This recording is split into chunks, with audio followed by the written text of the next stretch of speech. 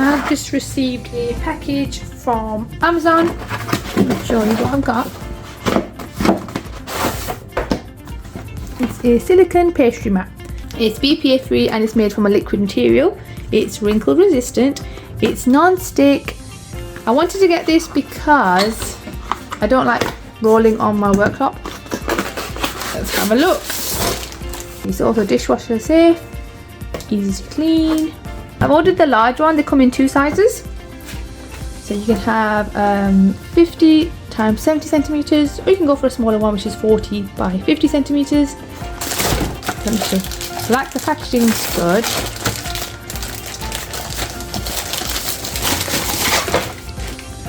Wow, this is massive. This is huge.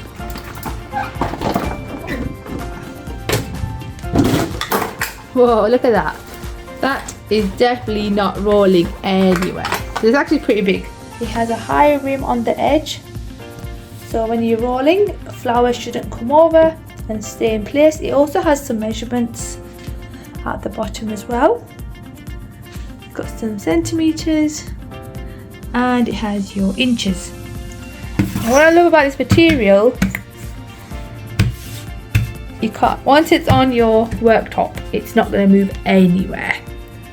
I used this pastry mat for when I made my chocolate scones. I'll leave the recipe in the description box below. At first I thought maybe the mat was too big, but after using it for my scones, I'm glad I chose the larger size. It gave me enough room to handle the dough and prevented any mess on my worktop, which is brilliant. Once I was done, all I had to do was fold up the mat, empty the excess flour into my food bin, and wash and leave to dry.